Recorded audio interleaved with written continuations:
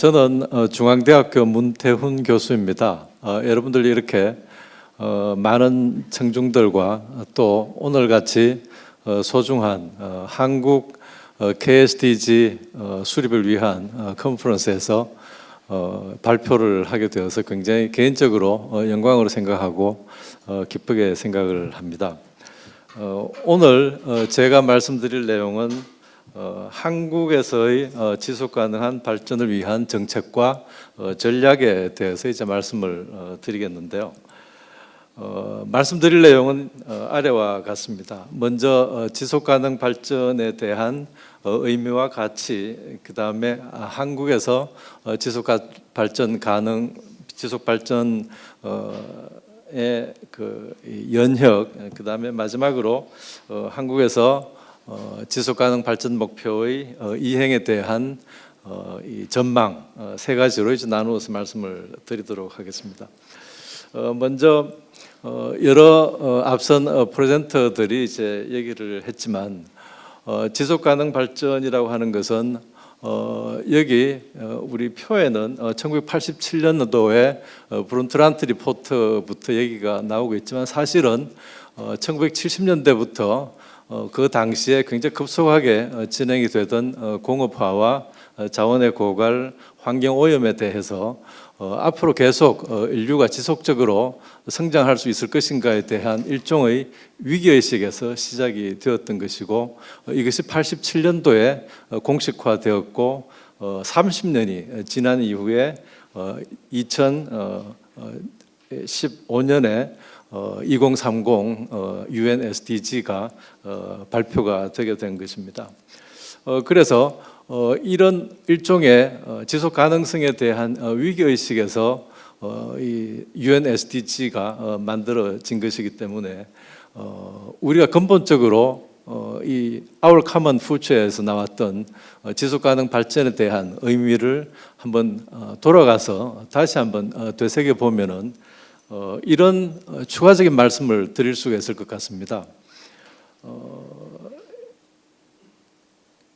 현 세대뿐만 아니라 미래 세대의 필요도 다 충족을 시킬 뿐만 아니라 이것이 자원의 사용에 한계가 있다는 것을 인지하는 그런 발전이 되어야 될 것이고, 자원의 한계가 있기 때문에 자원에 접근하는 모든 권한을 평등하게 나누어 가지는 이런 발전이 되어야 될 것이고, 또 이것이 인간의 정신을 고양시키는 좋은 정치와 더불어서 궁극적으로 지속가능한 발전이라고 하는 것이 개인의 어떤 가치를 실현시킬 수 있는 개인적인 역량을 확대하고 그 개인적인 역량을 실현시킬 수 있는 실질적인 자유를 확대하는 것을 지속가능 발전의 궁극적인 목표로 하는 것이 아닌가, 이런 생각을 이제 하게 되고요. 우리들의 공동 미래에서 나왔던 일종의 지속가능 발전을 위한 전제 조건이라고 하는 것을 보면은 이런 정치적 시스템, 경제 시스템부터 시작해서 각 분야에서 어떤 일들이 성취되어야지 우리가 지속 가능한 발전을 달성시킬 수 있는가에 대한 얘기들을 하고 있고, 이것은 상당히 오랜 시간이 지난 지금에도 돌아보면은 굉장히 중요한 어떤 지속 가능 발전의 정도에 대한 평가 기준이나 또는 전제 조건으로 삼을 수 있는 중요한 지침이 아닌가, 이런 생각을 하게 됩니다. 그러면 우리가 지금까지 그토록 중요하게 생각해왔던 경제 성장을 지금까지 추구한 곳에 대하여 다시 한번 되돌아보면은 과연 그러면은 우리는 정말 경제 성장을 통해서 우리가 원하는 삶의 질을 낮게 하는 발전을 달성했는가에 대한 의문을 제기할 수 있습니다. 이와 비슷한 맥락에서 기존의 GDP를 중심으로 하는 경제 성장에 대한 평가를 보완하기 위해서 Genuine Progress Indicator라는 개념을 주장하는 사람들이 적지 않게 있습니다. GPI는 참 진보 지수, 이렇게도 번역을 할 수가 있는데, 이 지수는 기존의 GDP가 가지고 있는 지속 가능한 활동이나 또는 지속 가능하지 않는 활동이나 환경을 보존하는 활동이나 환경을 파괴하는 활동이나 경제 발전에 기반이 되는 생태 기반을 파괴하는 활동조차도 그것이 금전적인 거래로 일어나게 되면은 모두 GDP에 산정이 되어서 그 국가의 경제 성장이 이루어지는 이런 것으로 이 지표가 제시되고 있었기 때문에 이런 지표 체계 가지고는 더 이상 어떤 경제 발전에 또는 이 발전의 진정한 정도를 측정할 수가 없고 표시할 수가 없다는, 그리고 이것을 기준으로 모든 정책이 진행되어서는 안 된다는 이런 메시지를 강하게 전해주고 있습니다. 이 그림은 몇 개 국가를 선택해서 17개 국가인데요. 오스트리아, 미국, 또 뭐 뉴질랜드, 칠레, 차이나, 멕시코 등등 17개 국가의 GDP를 이런 GPI의 관점에서 보정을 해서 정말 어떤 실질적인 발전이 이루어지고 있었는지를 나타내주는 그래프입니다. 간단히 말씀드렸듯이 GPI는 GDP가 가지고 있는 그런 불합리한 측면을 보완해서 환경 파괴가 일어난 것을 차감하고 또 가사 노동을 또는 자원봉사의 활동을 더해서 그리고 생태 기반이 파괴된 데서 이루어진 금전거래를 차감해서 나타내는 지수입니다. 이것을 보시면은 우리는 1970년대 중반까지는 상당히 GPI가 상승하는 것을 볼 수 있지만 그 이후로는 굉장히 괄목할 만하게 성장세가 끊기고 정체되고 있는 이런 모습들을 볼 수가 있습니다. 유독 한 나라가 예외가 되는데요. 그것은 일본입니다. 일본은 지속적으로 계속 GDP뿐만 아니라 GPI가 성장하는 이런 모습을 볼 수가 있는데요. 이런 모습은 이 그래프에서 더욱더 분명하게 나타납니다. 이 그래프는 앞에서 나왔던 17개 국가의 GPI와 GDP를 총합해서 비교를 한 것인데요. 위에 초록색의 그래프가 GDP per capita이고 밑이 GPI per capita입니다. 이것을 보면은 1975년까지는 비교적 GDP per capita가 빠르게 증가하는 모습을 보이고 그 이후에도 계속 증가하고 있지만 GPI를 보면은 75년 이후에는 정체되거나 오히려 저하되는 이런 현상들을 보여주고 있습니다. 이것은 다른 말로 얘기를 하면은 우리가 지금까지 굉장히 중요한 성장의 또는 발전의 지표로 삼아왔던 GDP per capita 같은 것들이 결코 이제는 더 이상 지속 가능한 발전을 위한 지표와 가이드라인이 되지 못한다는 것을 얘기를 해주고 실질적인 발전은 오히려 1975년 이후에 정체되고 있었다는 얘기를 할 수가 있을 것 같습니다. 이런 상태에서 우리는 이 UN SDG를 만나게 된 것입니다. 그러면은 한국에서의 지속 가능한 발전의 연혁에 대해서 간단히 말씀을 드리겠습니다. 한국은 무엇이든지 굉장히 빨리 달성하는 나라입니다.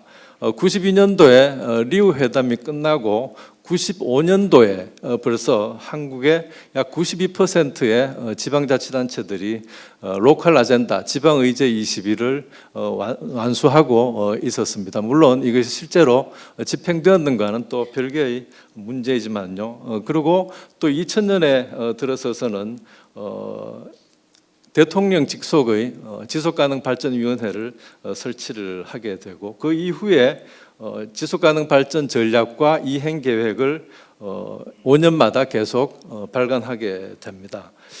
이런 것들을 보면은 굉장히 초기에는 지속가능 발전이 한국에서 제도적인 성취를 같이 병행하면서 빠르게 발전 기반을 조성하고 있었다고 얘기를 드릴 수가 있는데 이것이 2008년도에 이명박 정부가 들어서면서부터 녹색 성장 정책이 지속가능 발전 정책을 대체하기 시작하면서 기존의 지속가능 발전 기본법은 녹색 성장 기본법으로 대체가 되고 대통령 직속의 이 지속가능 발전위원회는 환경부 소속의 지속가능발전위원회로 격화가 되면서 우리나라의 지속가능 발전의 중요한 모멘텀은 여기서 굉장히 큰 고비를 겪게 됩니다.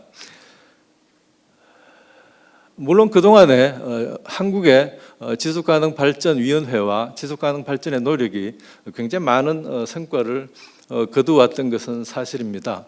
기본법의 제정과 대통령 직속 지속가능발전위원회의 설립 이런 것들 또 지표를 개발을 해서 2년마다 계속 한국의 지속가능성 지표를 평가를 하고 여기에 대한 환류 작용을 했던 것들도 큰 평가를 할 수가 있겠고 실질적으로 개발 사업과 조화를 보는 긍정적인 상당히 수범적인 사례도 만들 수가 있었고 또 지방의제, 지방자치단체들이 지방자치단체에서 시민단체가 중심이 되는 지방의제들도 보면은 지금 2017년 현재 거의 88%의 지방자치단체들이 다 이런 지방의제 21을 만들고 또 어떤 형태로든지 수행을 하고 있는 이런 성과를 거두게 되었습니다. 그러면은 한국의 앞으로의 지속가능 발전 목표에 대한 이행 전망을 한번 살펴보도록 하겠습니다. 그러면은 우리는 어떤 상황에 처해 있는지 세계의 지속가능 발전에 대한 논의가 인류의 지속가능성에 대한 위기의식에서 시작되었다고 하면은 한국 역시 과연 한국이라는 나라가 앞으로 지속가능한가에 대한 굉장히 강한 이 위기의식이 적지 않게 저변에 깔려가고 있는 것이 이 점의 어떤 그 환경이 아닌가 상황이 아닌가 이런 생각을 합니다. 예를 들어서 가장 치명적인 문제로 우리에게 다가오고 있는 것은 저출산과 고령화입니다. 우리나라의 출산율은 급격하게 떨어져서 여성들의 합계 출산율이 대체 출산율인 2.1에 훨씬 못 미치는 1.17 정도에 머무르고 있어서 앞으로 인구의 감소가 급격하게 닥칠 것이고 이와 더불어서 고령화가 급속하게 전개될 걸로 전망을 하고 있습니다. 그래서 국제 연구 보고서 한 연구 보고서에 의하면은 한국이 아마도 가장 빨리 지금의 상태가 지속이 되면은 인구가 소멸하는 첫 번째 나라가 될 것이 아닌가 이런 전망을 하는 얘기들도 나오고 있습니다. 그런가 하면은 소득의 격차는 점점 더 벌어져서 소득 불평등을 나타내는 지니 계수 같은 것들이 거의 0.3을 넘는 이런 상황에 이르고 있고 이 지니 계수는 점차 연도가 갈수록 나빠지고 있는 이런 모습들을 보여주고 있습니다. 경제의 저성장 기조가 뉴노멀로 굳어지면서 일자리는 계속 없어지고 있고 청년 실업은 9.9%를 기록하면서 역대 최악의 청년 실업을 보여주고 있는 이런 상황입니다. 당연히 사람들의 삶의 만족도에 대한 그 수준도 굉장히 낮게 나타나고 있습니다. 그래서 OECD의 Better Life Index 같은 경우에 보면은 이것이 전체 평가 대상 OECD 국 중에서 29위라는 거의 꼴찌 수준에 머무르고 있는 이런 상태. 그리고 더 나쁜 소식은 이것이 점차 나빠지는 이런 형태에 있다는 것입니다. 그리고 자살률 같은 것들을 보면은 우리나라의 자살률은 평균 10만 명당 26명 정도로 OECD 평균인 12명에 한 2배 정도가 되고 노인들의 자살률은 여기에 거의 한 53명 정도, 56명 정도 되는 걸로 통계가 나오고 있습니다. 이것은 청년 일반 자살률의 2배가 될 뿐만 아니라 OECD 평균 자살률의 4배가 되는 엄청난 숫자입니다. 이것은 무엇을 의미하는가? 굉장히 우리가 많이 얘기를 하고 있듯이 우리는 굉장히 열심히 살고 있는데 왜 이렇게 살기가 힘든가라는 얘기가 나오는 것도 다 이런 맥락에서 나오는 것이 아닌가 생각을 합니다. OECD에서 available한 데이터를 가지고 초기 평가를 한 것이 이제 이렇게 나오고 있습니다. 뭐 여기에 나오듯이 여전히 여기에서도 사회적인 형평성이라든지 또는 오전에 반 총장님께서도 얘기를 하셨지만 기후 변화에 대한 것이라든지 육상 생태계 뭐 이런 것들이 굉장히 만족스럽지 못한 이런 평가들을 이제 받고 있습니다. 우리나라 정부에서 앞으로 SDG 전략의 핵심적인 축을 이렇게 네 가지로 잡고 있습니다.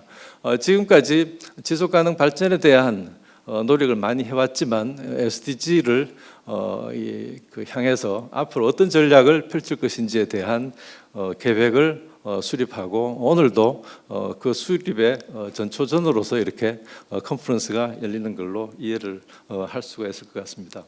네 가지입니다.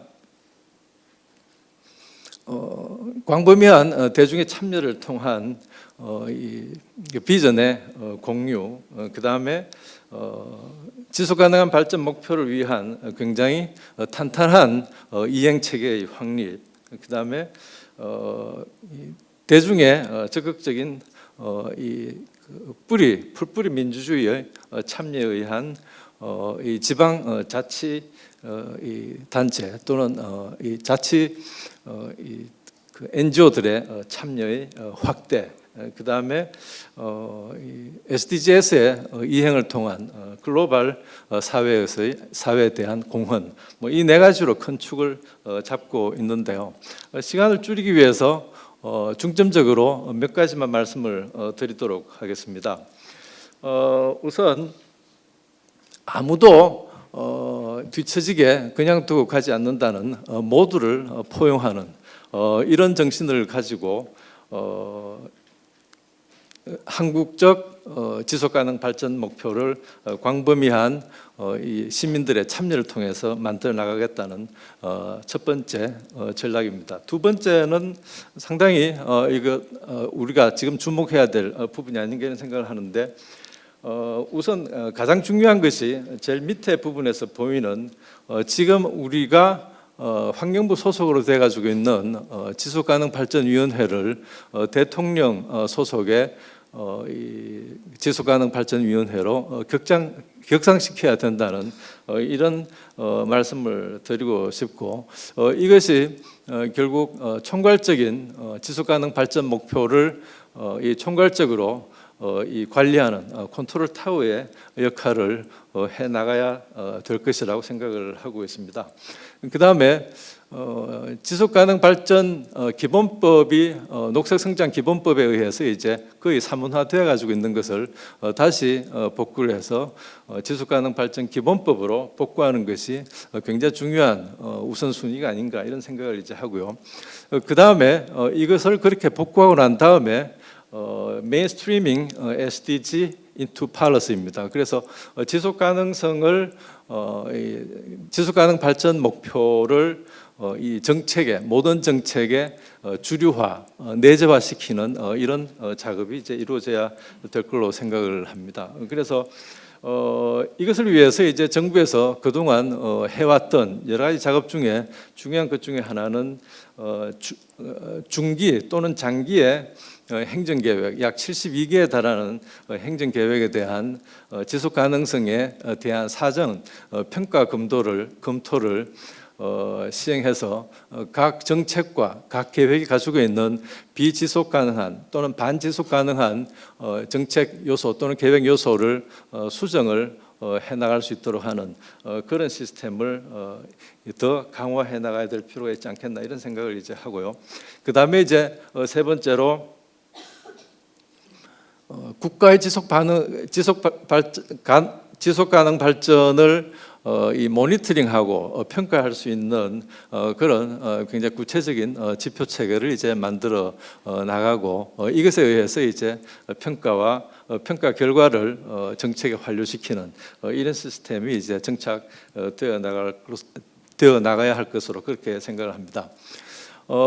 근데 중요한 것은 우리나라의 정책이라고 하는 것은 항상 부서 간의 장벽이 굉장히 높아서 정책적인 통합이 이루어지지 않는 경우가 굉장히 많습니다. 그래서 서로 부서 간에 충돌되는 정책들도 많고 지속 가능성이라고 하는 것이 어느 한 부서에서 달성할 수 있는 또는 집행할 수 있는 그런 정책이 아니라 모든 부서가 서로 정책과 계획 간의 밀접한 조정과 통합을 통해서 굉장히 일관되게 또 포괄적으로 이루어져야 되는데 여기에 굉장히 필요한 8가지의 중요한 핵심적인 요소가 이 그림으로 표시가 되어 가지고 있습니다. 모두 다 중요하겠지만 우리나라에서 지금까지 지속가능 발전이라는 정책이 항상 정책의 주류에 들어가지 못하고 중심부에 들어가지 못하고 주변부에만 머물러 있었던 것은 정치적인 커미트먼트, 일종의 정치적인 어떤 그 의지라든지 정치적인 이 후원이 굉장히 약했기 때문에 그런 것이다, 이렇게 이제 볼 수가 있고, 이것이 앞으로 다른 정책적인 통합과 더불어서 가장 중요하게 정치적인 공약과 정치적인 리더십의 확보를 이 지속가능 발전 목표의 달성을 위해서 가장 중요하게 이 추구하고 약속을 받아내야 될 부분이 아닌가, 이런 생각을 이제 합니다. 풀뿌리 민주주의식의 그 시민단체의 적극적인 참여를 통해서 지속가능 발전 목표를 달성시켜 나가자고 하는 이런 그 정책 방향을 가지고 있는 것으로 알고 있고, 또 녹색 성장 기간을 거치면서 우리나라에서 굉장히 전국적으로 잘 조직되어 있던 지방의제 21조직이 상당히 와해된 것도 사실입니다. 굉장히 약화된 것도 사실이고요.